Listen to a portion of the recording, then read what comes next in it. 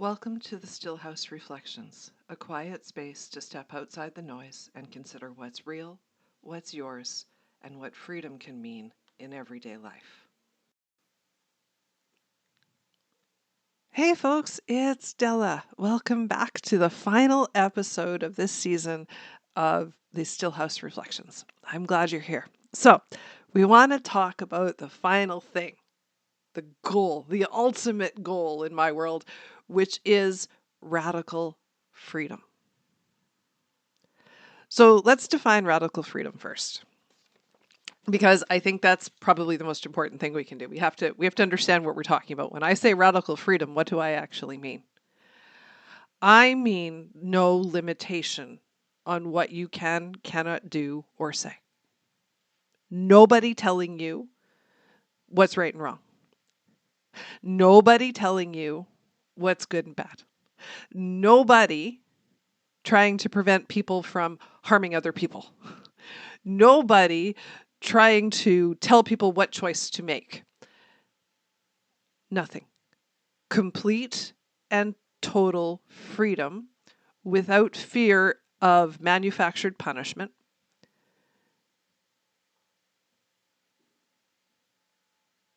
Without fear of that kind of manufactured retribution. Laws, external laws, none of that stuff.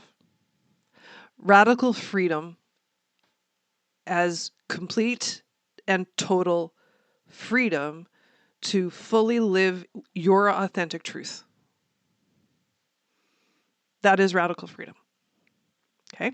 So that means that all of the laws in my world, right? All of the laws that we have now around behavior and how to act and be in the world would disappear.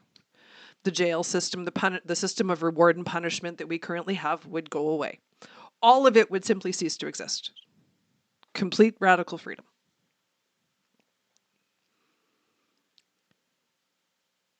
And in my vision of the world, we would create complete radical freedom while also making sure that everybody had access to food, clothing, shelter, healthcare, and education for free. So you would live in a society that completely and fully supports you to create an authentic life for yourself, while also giving you total freedom and control over your own choices without any external consequence at all. External manufactured consequence. Because what we're not limiting, of course, is simple cause and effect. If you steal a cookie from the grocery store, the grocer might not allow you back in again, and that's your problem. You created that for yourself, right? But we're setting up a society where stealing a cookie from the cookie store from the grocery store is simply unnecessary. Because you're going to be fully supported, so there's no reason for you to steal it in the first place. So if you're doing that, you're making a choice, and that's totally okay. But there's no real need. There's no need to hoard. There's no need to worry about survival. There's no need to not do something, because you have complete freedom, and B, you're completely supported in the doing and the being. Okay? So food, clothing, shelter, healthcare, education are all free. You also have a universal basic income, so we're putting cash in your pocket every month. You don't have to work. There's nothing that says you have to work.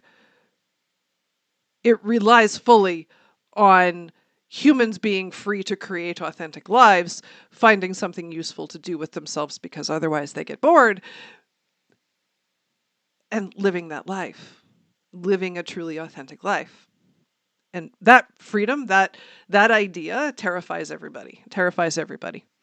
That idea is scary. But what it does is it brings together responsibility, choice, and truth. I am fully responsible for me and my choices. Fully self-responsible for me and my choices. I am not responsible for my own survival, because I'm going to create a system that's going to allow that to exist. It's going to allow that to happen. And beyond that, I am free to take responsibility for myself, make my own choices, and create my own truth.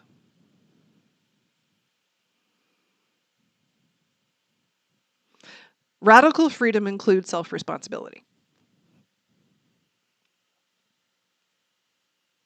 Right? Right now, if we were to toss all the rules and the external punishments and all the reward and punishment system we have, and we did all that, if we were to toss that out and not add the ability to have food, clothing, shelter, and healthcare and education for free, we would have chaos. Because survival is such a strong need right now that there's no way to radically free people without having them go into anarchy.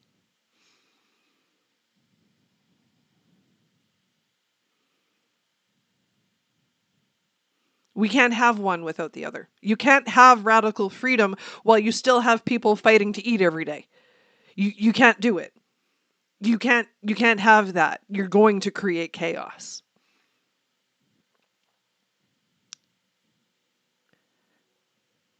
So that means we have to radically shift how we think about society.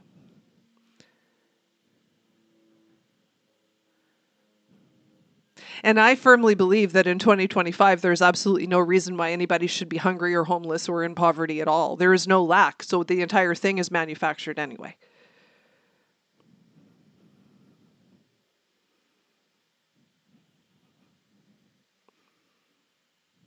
Right. So what we're looking for is a life outside of all of the scripts and the stories and the human rules that people tell. We're looking for a life that allows you to live in your authentic truth fully without having to worry about where your next meal comes from.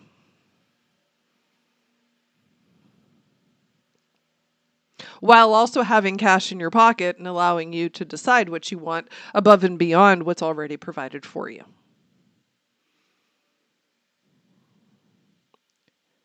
So we're putting cash in your pocket and we're giving you choice.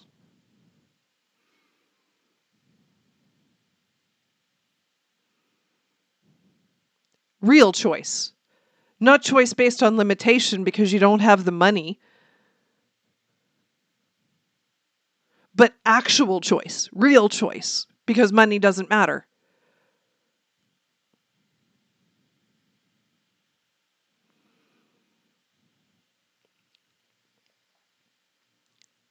The reason why that scares people so much is because of the fear that people are going to make choices they don't like. Because we're still tied into stories about morality and right and wrong and good and bad, and we have this religious idea, we do all this thing, we have all these ideas, and they're crazy. So because we have all of these ideas, and we don't want people to hurt each other, right? So the left, political left, has this idea of preventing harm.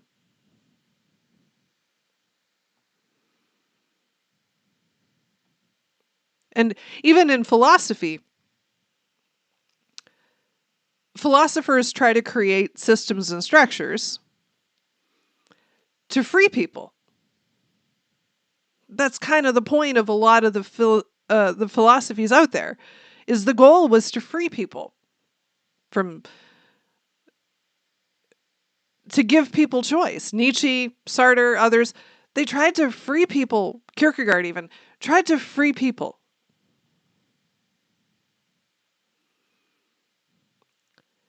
But they were still stuck in the human rule of needing to prevent harm. We can't let people hurt each other. So when they were looking at things like morality, when they were looking at things like decision making, and they were looking at decisions from the perspective of right and wrong, they had to find a way to kind of hem people in so that they couldn't make a bad choice. So that they couldn't make a wrong choice. So that they couldn't make a choice that would hurt somebody. And ultimately, every single one of those philosophies fails because they end up having to create so many rules in order to try to contain what they perceive to be harm.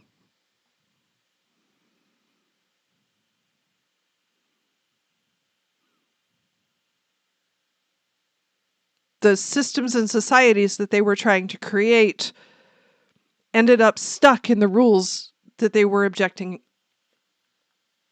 to.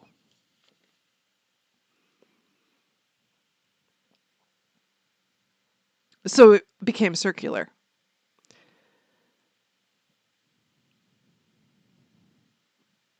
They couldn't actually live in the system.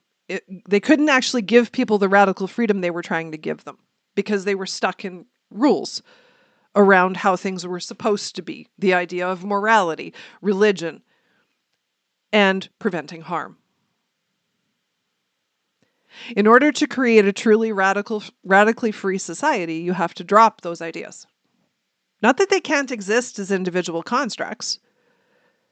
You can have morality as an individual construct. You can have religion as an individual construct. You can have the idea of preventing harm as an individual construct. I'm going out in the world and it's going to be do no harm. That's how I'm going to live. I'm going to try not to hurt the people around me. Okay, cool. That's great as an individual construct.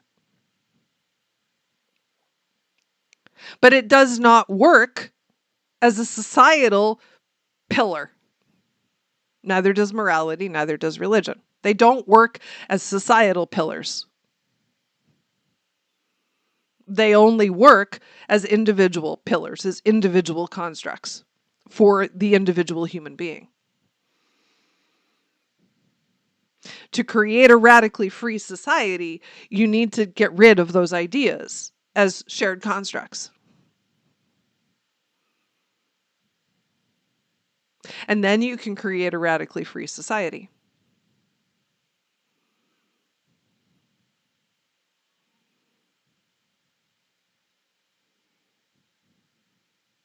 The reality of our existing system is that it's going to collapse at some point. It's going to collapse. It's going to implode, period. It's going to implode. It's just a question of when. Not if, when. Capitalism, democracy is going to fail.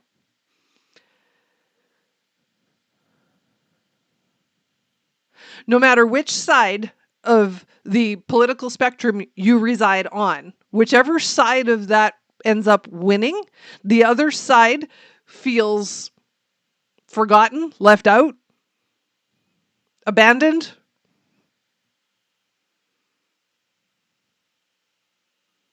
shut off. You're always leaving somebody out.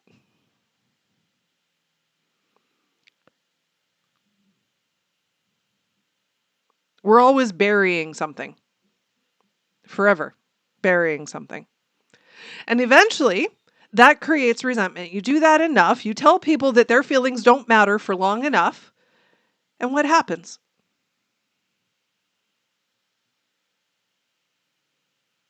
How many of us grew up being told our feelings didn't matter? You know what happens. It doesn't go well. It doesn't end well. You have a real problem later in life when you've spent your whole childhood being told that your feelings don't matter. Well, when you do it to adults in terms of politics, when you do it to adults in terms of morality or religion, when you do that to adults, it creates the same problem, just on a bigger scale.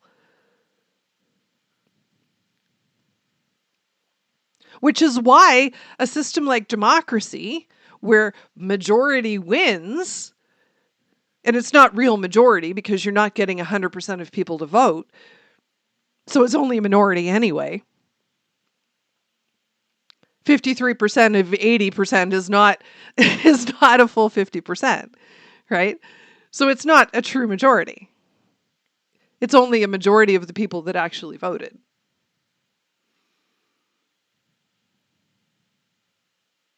Right? Which leaves out a whole lot of people. And why are people not voting? Because they're disenfranchised. It doesn't make a difference, right? That's why. That's the whole thing, right? That's why the system's going to collapse. Because that level of disenfranchisement is increasing. People are feeling more and more frustrated and the divide is getting wider. Because we continually shut off, bury, ignore, forget about, abandon the other side. That's why the system can't hold together. And it will collapse. And the question is, what do you want to have happen when it collapses? Would you like to prevent collapse? We can fix it before we get there. Or we can let it collapse and then see where we end up. That's always fun. And likely, you end up in either communism or dictatorship.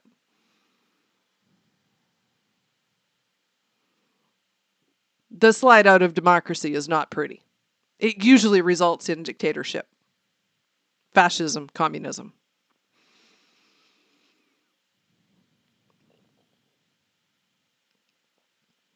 But to do that, we have to have radical freedom. To do that, we have to set up a system where manufactured lack is no longer a thing, where we stop trying to control people, and we actually allow people to live freely. And radical freedom terrifies people from where we are now, because that means we have to allow people to hurt each other, potentially. And we really don't like that. Because we've been sold a story that says we're supposed to prevent that. That keeps you busy and under control, by the way. That's all that does. Like I said in the last episode, it makes you think you're the thing between preventing the chaos, and you're not. You're not.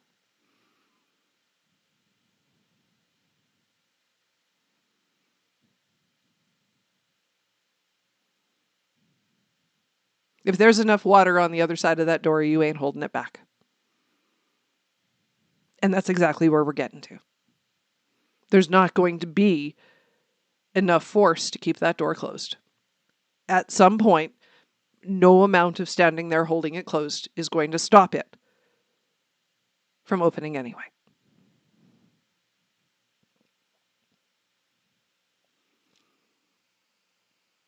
So, now I'm not suggesting we go out there and make a cause out of things. Okay? I'm not here to make a cause out of anything. Okay? I'm not suggesting political policy.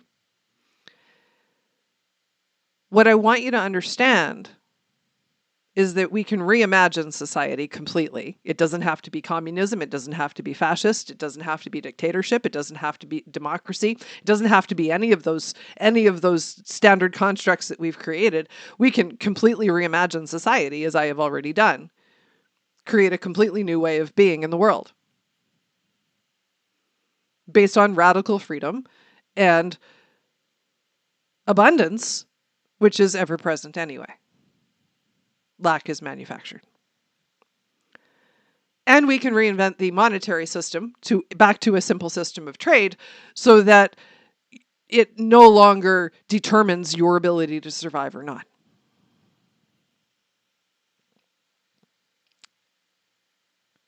So I guess the big question is, if you're listening to me right now, how can you do that for yourself right here, right now? I can't change the world, right? I don't have that power. So how can I live more freely myself right here, right now, today? Drop the human rules.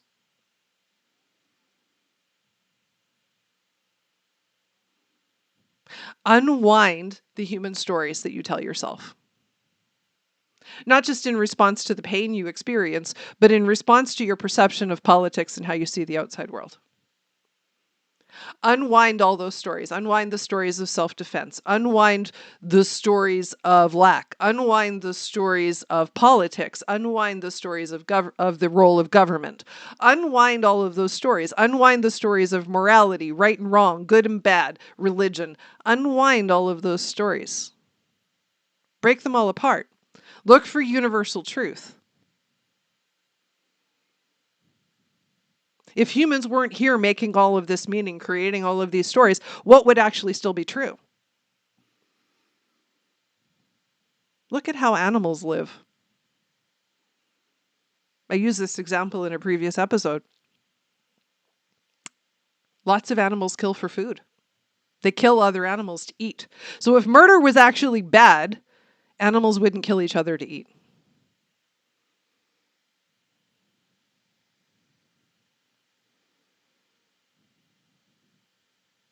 Right?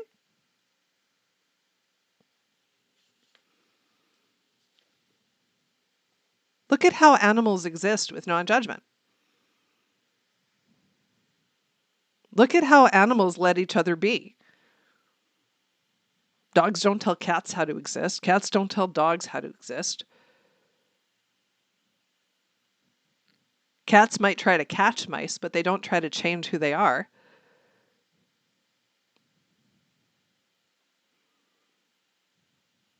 Dogs don't look around and say, you need to be different. Dogs don't look at each other and say, you need to be different.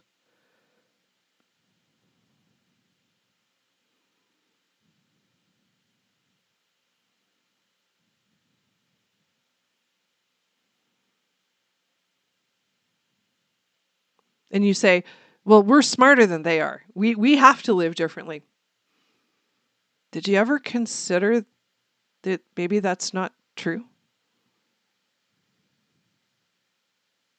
It's true in the sense that, yes, we can build homes and have grocery stores and do those kinds of things. It's true in the sense that, yes, we can make clothing and that kind of stuff, and we can educate ourselves and we're going to create those things. Yes, that's true. That part is true. But the idea of human judgment, the idea of stories of self-defense, the idea of pain, the idea of blame, shame, guilt, and victimization, those ideas, those stories that we tell aren't true. And we don't need them just because we have brain capacity beyond that of an animal.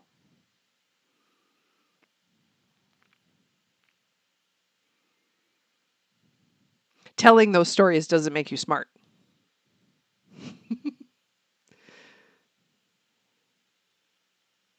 Telling those stories doesn't make you smart. It just means you have a really good imagination.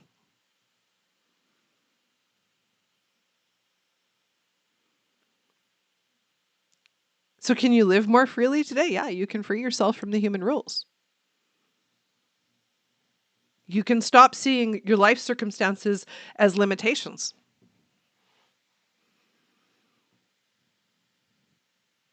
You can start seeing things differently. And then ultimately, you will free yourself. You can stop seeing yourself as trapped and stuck. You can stop. And that ultimately is how you will free yourself within the life that you're in. Right?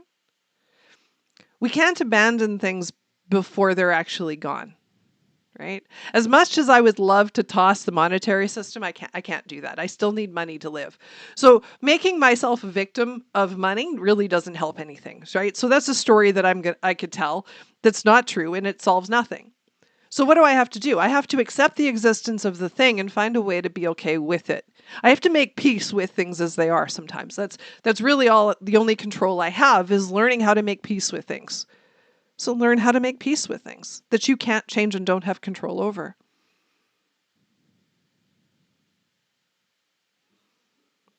Which in reality is most of the world around you. You can't change it and you don't have control over it. And fighting with it just makes you tired and mad and frustrated. So don't. Drop the fight. Drop the fight.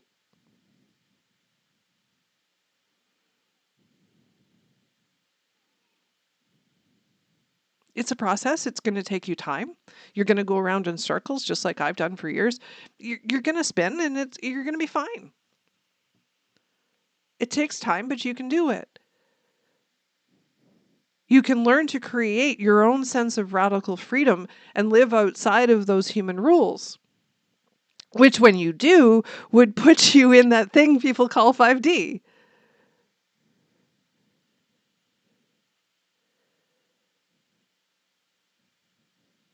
And the trick is you can have moments of being in 5D, but can you stay there? Can you stay there when life is happening? Right? We're never going for perfection, by the way. Don't ever get the idea that we're looking for perfection. You're never going to be perfectly healed. You're never going to be perfect. You're always going to make mistakes. You're still human. And there's nothing wrong with that. Be human. Do the best you can in every moment. Be human, and then don't beat yourself up when you don't get it right. You don't have to crank on yourself. And to be radically free, you can't be beating yourself up anyway. That doesn't offer you any freedom. Can you create accountability and radical freedom? Yes. But it's not an external standard of being, it's your own. It's your own intention to create self-awareness. It's your own intention to do better. It's your own intention to heal. It's your own intention. It's got nothing to do with external ideals. It's got nothing to do with something outside of you telling you you're not good enough. It's got nothing to do with the human stories around what society expects. It's got nothing to do with morality or religion or politics. It's got nothing to do with any of that. It's your own internal compass that you have that isn't based on anything outside of you. And when you use that compass, you can hold yourself in alignment and you can hold yourself accountable to yourself, because that's the only thing you're accountable to is you.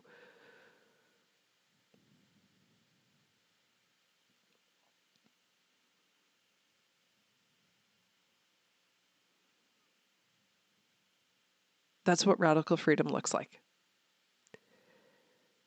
And I would invite you to work towards the goal of radically freeing yourself to live life in your own authentic truth, right from where you are, without changing anything around you at all. I thank you for joining me on this journey. It has been a pleasure to talk and chat with you through these 8 episodes. And I hope you'll join me for the next season of Stillhouse Reflections. Watch for it in the new year. It will be coming soon. Thank you so much, everybody. This is Della Wren with the Stillhouse Reflections. Take care. Bye for now. Thanks for spending this time with me. May these reflections stay with you and keep opening new ways of seeing until we meet again at the Stillhouse.